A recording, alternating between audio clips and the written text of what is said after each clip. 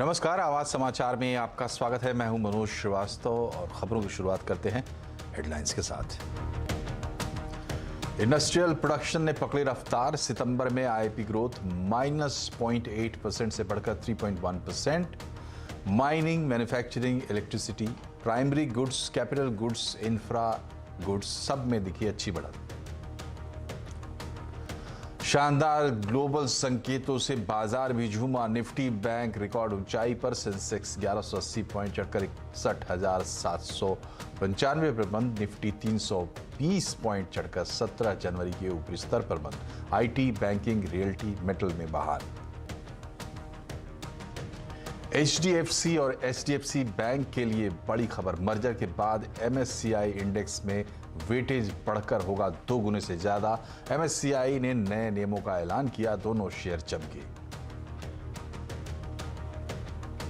राजीव गांधी हत्याकांड के सभी 6 दोषी रिहा। राज्यपाल के पास अटके मामले को सुप्रीम कोर्ट ने निपटाया। कांग्रेस ने कोर्ट के फैसले को बताया गलत। ज्ञानवापी परिसर में कथित शिवलिंग की जारी रहेगी सुरक्षा। सुप्रीम कोर्ट ने दिया आदेश। इलाहाबाद हाई कोर्ट में ज्ञानवापी परिसर के एसआई सर्वे मामले की अगली सुनवाई 28 नवंबर को।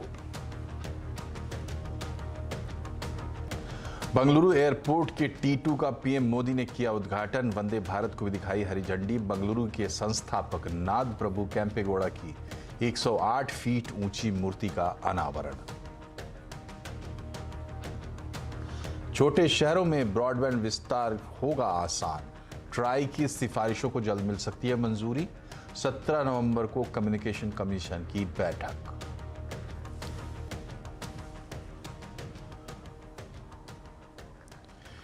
इंडस्ट्रियल प्रोडक्शन के मोर्चे पर अच्छी खबर है। सितंबर में इंडस्ट्रियल प्रोडक्शन में रफ्तार देखने को मिली है। सितंबर में आईआईपी -0.8% से बढ़कर 3.1% हो गई है। Mining, manufacturing, electricity, primary goods, capital goods, infra goods, इन सब में अच्छी बढ़ोतरी दर्ज की गई है। हालांकि सालाना आधार पर year on year IIP growth में गिरावट दर्ज की गई है। आईआईपी के आंकड़ों पर ज़्यादा बातचीत करते हैं आईसीआरए की चीफ इकोनॉमिस्ट अदिति नायर से। अदिति, बहुत बहुत स्वागत है आपका सीएनबीसी आवाज़ पर। पहली प्रतिक्रिया आपकी आईआईपी पर।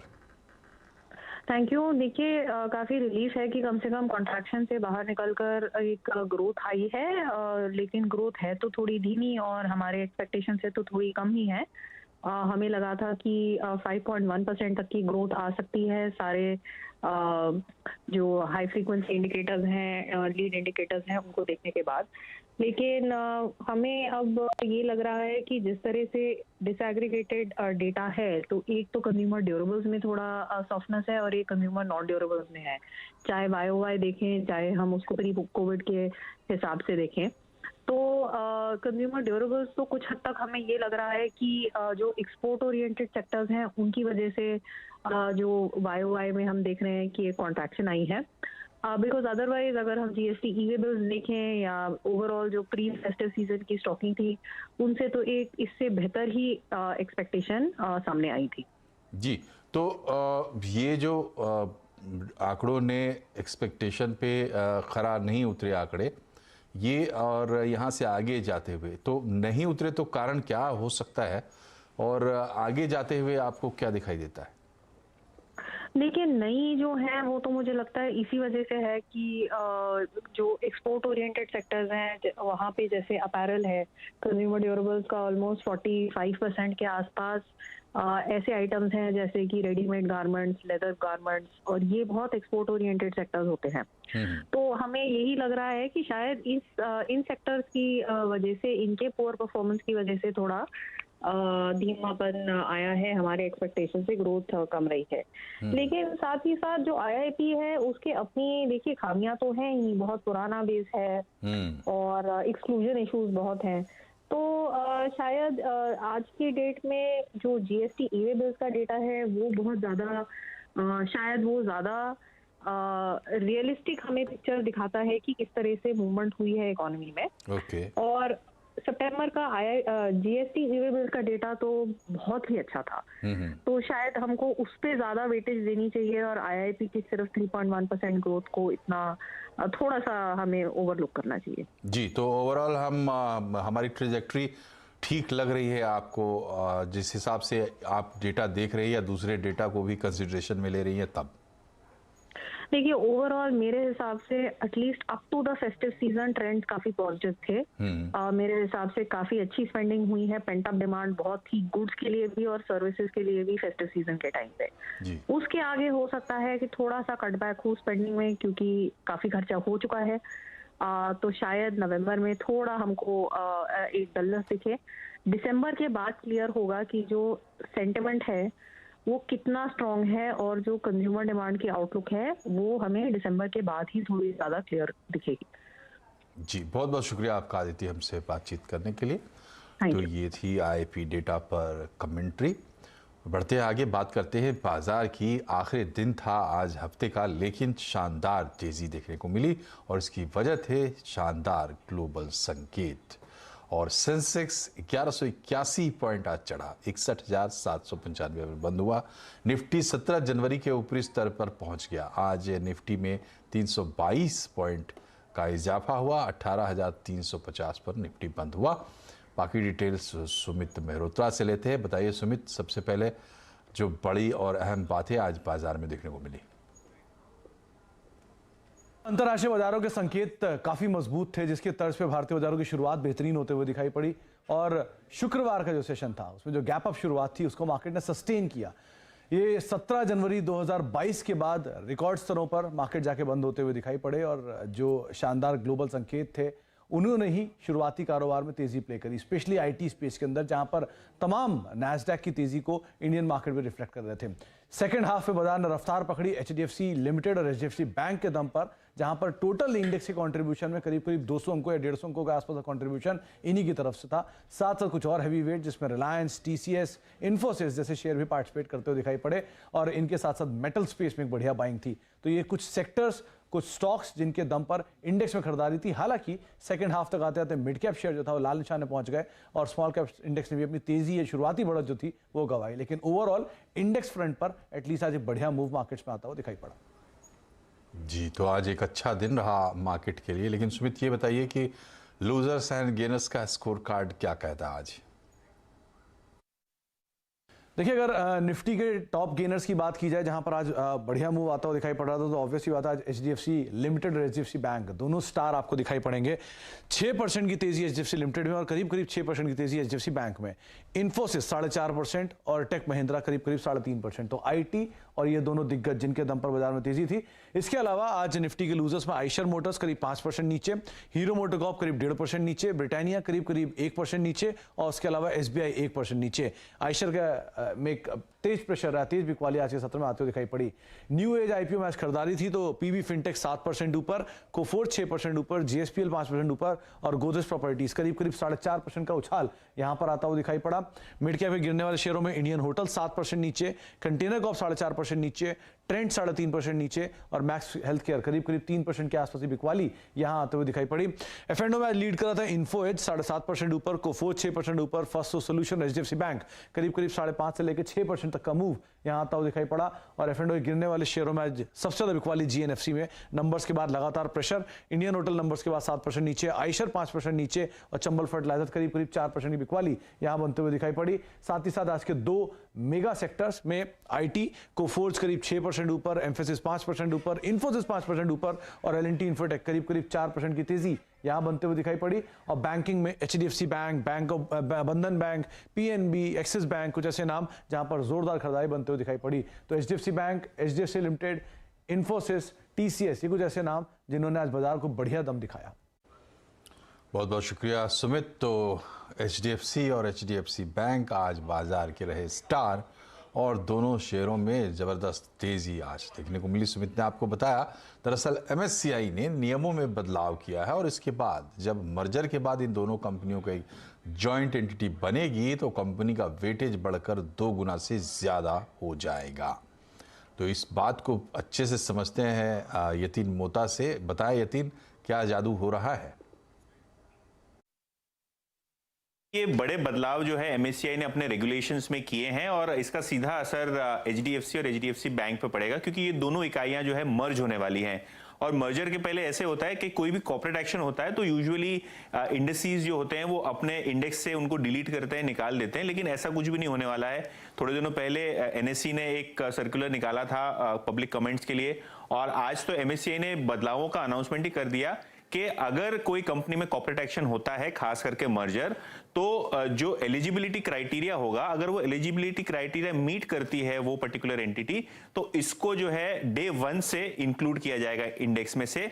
ये एक पहलू है बदलाव का। दूसरा पहलू जो है वो ये है कि जो फ्री फ्लोट फैक्टर पहले कॉर्पोरेट एक्शन के बाद आधा टाइम लिया जाता था, अब वो एक टाइम लिया जाएगा, और इसी वजह से आप देखेंगे जो 0.6% का करंट एमएससीआई इंडेक्स में वेट है एचडीएफसी और एचडीएफसी बैंक का, वो कंबाइंड एंटिटी का 13% हो जाएगा।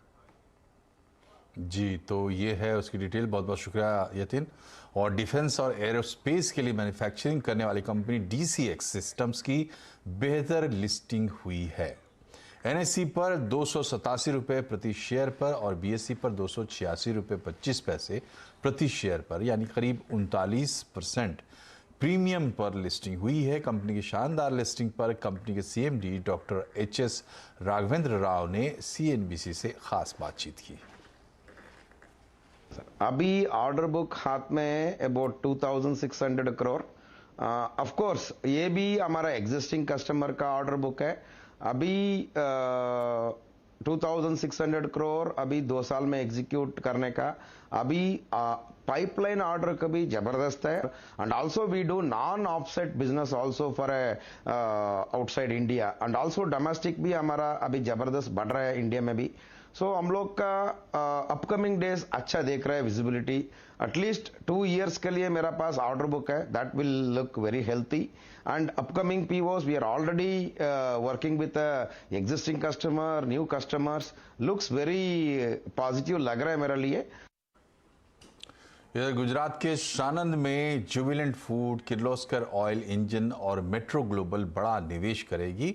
और क्या निवेश करेगी बताने के लिए हमारे साथ केतन जोशी हैं। बताएं केतन, इन कंपनीज के प्लान क्या है, क्या इन्वेस्टमेंट वहां होगा, क्या बनेगा? देखिए, हमारे पास एक्सक्लूसिव जानकारी है जो सूत्रों ने हमें बताया है। साणंद जीआईडीसी के अंदर 3 लिस्टेड कंपनियां हैं, वो अपना निवेश करने वाली है, अपना प्लांट लगाने वाली है। अगर हम बात करें जुबिलेंट फूड की, तो जुबिलेंट फूड है वो 50,000 स्क्वायर मीटर में अपना प्लांट है वो लगाने जा रही है। साथ ही साथ वहाँ पश्चिम भारत में वो अपना पेट बढ़ाने के लिए यहाँ पर प्लांट लगा रही है। जैसा कि हमने सूत्रों से जानकारी मिली है, डोमिनोज ब्रांड से है वो जुबिलेंट फूड अपना कारोबार करती है, और यहाँ पर ब्रेड प्रोडक्शन का काम होगा और बैकएंड जितनी भी प्रोडक्ट है वो यहाँ पर बनेगी। दूसरी जो कंपनी है किर्लोस्कर ऑयल, जो कि ऑयल इंजन बनाने के कारोबार से जुड़ी हुई है। हम आपको बता दें कि कंपनी ने थोड़े समय पहले ही अहमदाबाद की ला गज्जर मशीन की जो कंपनी है उसका अधिग्रहण किया है। तो ये 1 लाख स्क्वायर मीटर में साणंद में अपना प्लांट लगाने जा रहा है, और यहाँ से वो शायद अपना ये एक्सपोर्ट यूनिट के तौर पर भी इसको वो डेवलप कर सकता है। और सूत्र ने तो यहाँ तक बताया है कि कोलगेट पामोलिव जो कि साणंद में प्लांट है, उनके बिल्कुल बगल में जो एक प्लॉट है वहाँ पर ये प्लांट आने वाला है, और उनके एमडी हाल फिलहाल ही यहाँ दौरा करके गए हैं। और जो तीसरी कंपनी है मेट्रो ग्लोबल, जो कि केमिकल कारोबार से जुड़ी हुई है, लेकिन अब वो यहाँ पर यानी कि साणंद में एक प्लांट लगाएगी, और वो प्लांट होगा पूरा का पूरा पैकेजिंग यूनिट का, और ताइवान से वो पूरा प्लांट इंपोर्ट करेगी। और कुल मिलाकर ये तीन कंपनी के पीछे करीब करीब 600 करोड़ से 1000 करोड़ का निवेश भी होगा, और ये प्लांट जल्दी शुरू होने की दिशा में आगे बढ़ रहे हैं। सरकार के साथ उनकी मीटिंग्स भी हो रही है, और आने वाले कुछ समय में इसकी आधिकारिक घोषणा भी हो जाएगी। जी बहुत बहुत शुक्रिया केतन। और छोटे शहरों में ब्रॉडबैंड के विस्तार समेत टेलीकॉम सेक्टर में बड़े बदलावों का रास्ता अगले हफ्ते साफ हो सकता है। डिजिटल कम्युनिकेशन कमीशन की बैठक 17 नवंबर को होने वाली है। डिटेल लेते हैं असीम मनचंदा से। असीम, बताएं क्या है डिजिटल कमीशन के सामने इस वक्त एजेंडा? देखिए, सरकार जो है देश में लैंडलाइन ब्रॉडबैंड को बढ़ावा जो देना चाहती है। इसके लिए उसने टेलीकॉम रेगुलेटर ट्राई से सिफारिशें जो मांगी थी। टेलीकॉम रेगुलेटर ट्राई ने अपनी सिफारिशों में कहा, अगर आप चाहते हैं देश में लैंडलाइन ब्रॉडबैंड जो है वो बढ़े, तो इसके लिए आपको जो इंटरनेट सर्विस प्रोवाइडर है उनकी लाइसेंस फीस जो है माफ करनी पड़ेगी। अभी जो इंटरनेट सर्विस प्रोवाइडर्स है वो करीबन 8% की लाइसेंस फीस जो है सरकार को जो देते हैं। साल में करीबन 1000 करोड़ रुपए का सरकार को इससे रिवेन्यू जो आता है। तो अब सरकार जो है इसको माफ करने की तैयारी जो है वो कर रही है। 17 नवंबर को डिजिटल डिजिटल कम्युनिकेशन कमीशन की बैठक जो होने वाली है। इस बैठक में ट्राई की सिफारिशों के ऊपर विचार जो है वो किया जाएगा। अगर डिजिटल कम्युनिकेशन कमीशन इन सिफारिशों को हरी झंडी जो है दे देता है तो जो इंटरनेट सर्विस प्रोवाइडर है उनकी लाइसेंस फीस जो है माफ हो सकती है। खासतौर पर अभी देश में सिर्फ 2.5 से 3% जो है लैंडलाइन कनेक्शन है, लेकिन सरकार चाहती है कि इनकी संख्या तेजी से बढ़े, लोग जो है वर्क फ्रॉम होम जो है वो कर सके। तो इसके लिए सरकार जो है इस जो इंटरनेट सर्विस प्रोवाइडर है उनकी लाइसेंस फीस अगले 10 साल के लिए माफ जो है वो कर सकती है और 17 नवंबर को होने वाली बैठक में इसके ऊपर मोहर जो है लग सकती है। शुक्रिया असीम। अमेरिका के वित्त मंत्री जेनेट येलेन ने आज वित्त मंत्री निर्मला सीतारमण से मुलाकात की। जेनेट येलेन भारत दौरे पर आई हुई हैं। जेनेट येलेन ने कहा कि यूक्रेन युद्ध की वजह से दुनिया भर में महंगाई बढ़ी है, लेकिन इन चुनौतियों के बीच अमेरिका और भारत के बीच संबंध और मजबूत होंगे। When Russia launched its brutal, unjustified invasion of Ukraine, this generated an unwelcome shock to fuel and food prices and greatly exacerbated inflation pressures. But challenges like this help strengthen partnerships like the one that exists between the U.S. and India by demonstrating the necessity of cooperation and clear and open communication. और वित्त मंत्री निर्मला सीतारमण ने America को विश्वसनीय partner बताया। उन्होंने कहा कि जेनेट येलेन के साथ उनकी मुलाकात से अमेरिका और भारत के बीच अधिक संबंध और मजबूत होंगे, बिजनेस टू बिजनेस लिंक मजबूत होगा। उन्होंने अमेरिका से ग्लोबल आर्थिक चुनौतियों से निपटने में भारत के सहयोग की बात भी कही।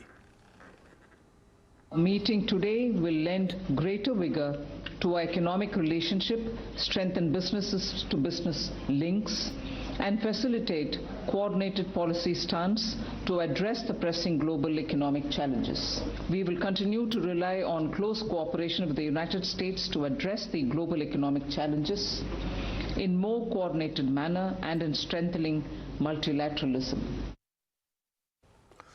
इधर राजीव गांधी हत्याकांड में जेल में सजा काट रहे सभी 6 दोषी जेल से रिहा हो गए हैं। सुप्रीम कोर्ट ने आज नलिनी और आरपी रविचंद्रन समेत सभी दोषियों की रिहाई का आदेश दिया था। कोर्ट का आदेश आने के बाद 1 घंटे में ही उम्र कैद की सजा काट रहे सभी दोषियों की रिहाई हो गई। सुप्रीम कोर्ट ने अपने आदेश में कहा है कि अगर इन दोषियों पर कोई अन्य मामला नहीं हो तो इन्हें रिहा कर दिया जाए। सुप्रीम कोर्ट ने अपने फैसले में ये भी कहा कि लंबे समय से राज्यपाल ने इस पर कदम नहीं उठाया तो हम उठा रहे हैं।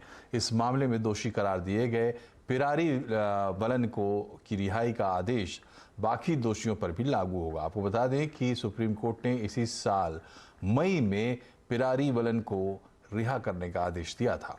राजीव गांधी हत्या मामले में नलिनी, रविचंद्रन, मुरुगन, संथन, जय कुमार और रॉबर्ट पायस को रिहा करने का आदेश दिया गया। पिरारी विलन पहले ही इस मामले में रिहा हो चुके हैं। 21 मई 1991 को एक चुनावी रैली के दौरान तमिलनाडु में एक आत्मघाती हमले में राजीव गांधी की हत्या कर दी गई थी। उन्हें एक महिला ने माला पहनाई थी और इसके बाद धमाका हो गया था। इस हादसे में 18 लोगों की मौत हुई थी। कांग्रेस ने सुप्रीम कोर्ट के आदेश पर कड़ी प्रतिक्रिया दी है। कांग्रेस ने कहा है कि कोर्ट का फैसला गलत है। आप एक विशेष प्रावधान संविधान का इस्तेमाल कर रहे हैं, किसके लिए? पूर्व प्रधानमंत्री के जघन्य हत्या के कांड में।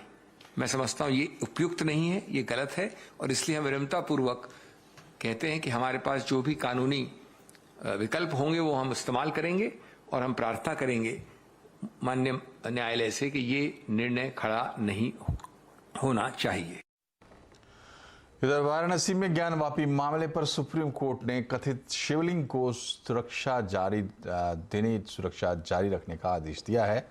हिंदू पक्ष के वकील विष्णु शंकर जैन ने मामले पर सुनवाई की मांग की थी। इसे चीफ जस्टिस ने स्वीकार कर लिया था। वहीं इलाहाबाद हाई कोर्ट में ज्ञानवापी परिसर के एएसआई सर्वे मामले की अगली सुनवाई अब 28 नवंबर को होगी। अंजुमन इंतजामिया मस्जिद कमेटी और अन्य ने सर्वे के आदेश को चुनौती दी थी।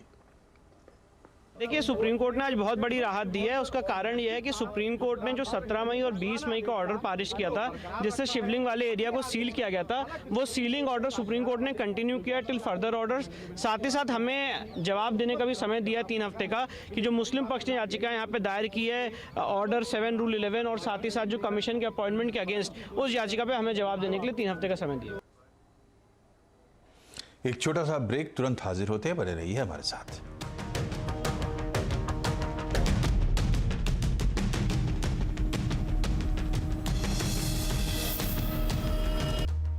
ब्रेक के बाद एक बार फिर से आपका स्वागत है आवाज समाचार में। आज से बेंगलुरु इंटरनेशनल एयरपोर्ट की क्षमता 2 गुना हो गई। प्रधानमंत्री नरेंद्र मोदी ने आज केम्पेगौड़ा एयरपोर्ट के T2 का उद्घाटन किया।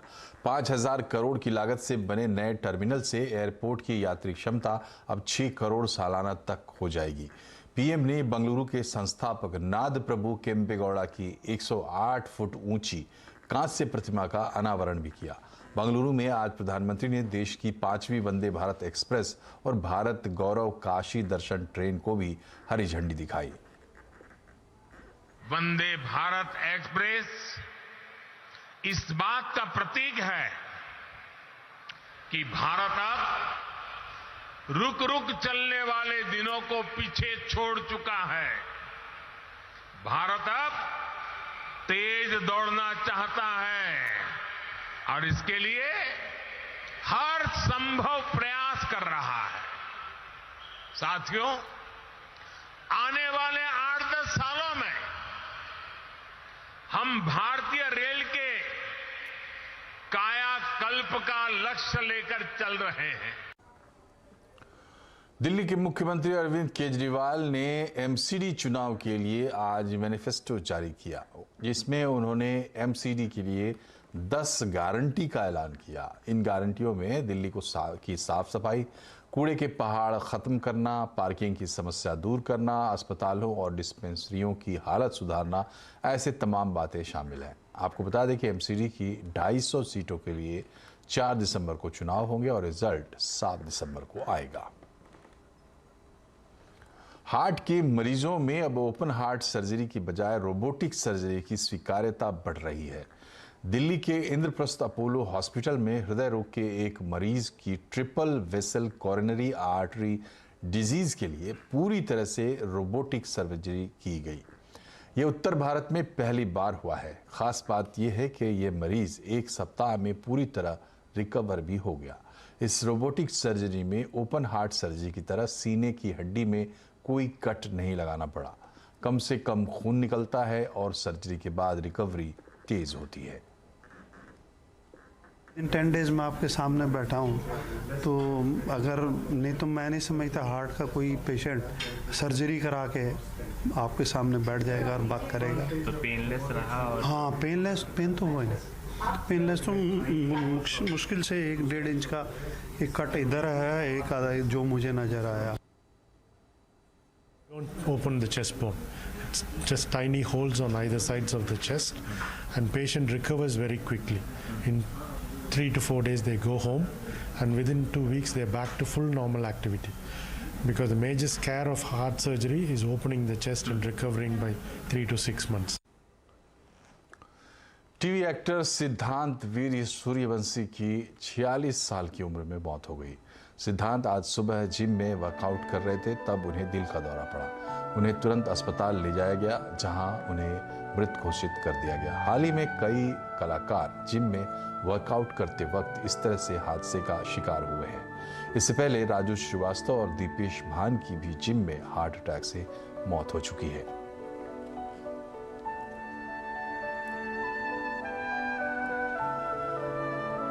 दिल्ली के प्रगति मैदान में 2 साल बाद 41वां अंतर्राष्ट्रीय व्यापार मेले का आयोजन होने जा रहा है। 14 नवंबर से इस मेले की शुरुआत होगी, वहीं आम जनता के लिए 19 नवंबर से खोला जाएगा। इस बार मेले की थीम है vocal for local and local to global. अंतर्राष्ट्रीय व्यापार मेले में क्या खास होगा, बता रही हैं दीपाली नंदा।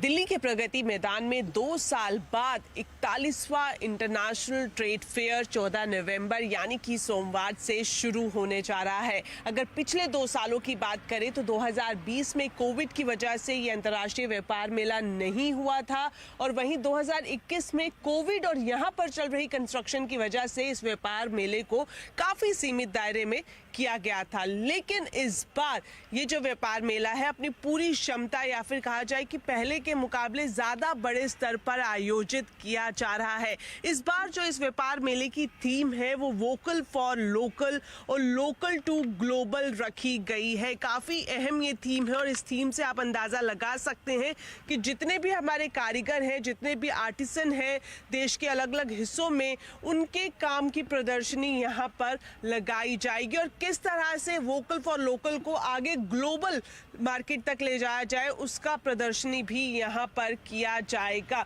मैं आपको बता दूं 14 से 18 नवंबर तक बिजनेस डेज रहेंगे और वहीं अगर मैं आम लोगों की बात करूं तो 19 से 27 नवंबर के बीच ये अंतर्राष्ट्रीय व्यापार मेला आम लोगों के लिए खोला जाएगा। वहीं अगर हम इस बार पार्टनर स्टेट्स की बात करें तो 3 पार्टनर स्टेट्स इस बार इस अंतर्राष्ट्रीय व्यापार मेले में है, बिहार, झारखंड और महाराष्ट्र। और वहीं फोकस स्टेट की बात करें केरल और उत्तर प्रदेश इस बार फोकस स्टेट्स के तौर पर अंतर्राष्ट्रीय व्यापार मेला में हिस्सा ले रही है। अगर मैं इसकी टिकट्स की बात करूं तो सभी मेट्रो स्टेशन पर आप इसकी टिकट्स ले सकते हैं, लेकिन आप ध्यान रखिए कि अगर आम लोगों की बात की जाए तो उनके लिए ये व्यापार मेला 19 नवंबर से खोला जाएगा। दीपाली नंदा, दिल्ली। इसी के साथ बुलेटिन में फिलहाल इतना ही, लेकिन खबरों से जुड़े रहिए और CNBC आवाज से भी ट्विटर, फेसबुक और YouTube के जरिए। नमस्कार।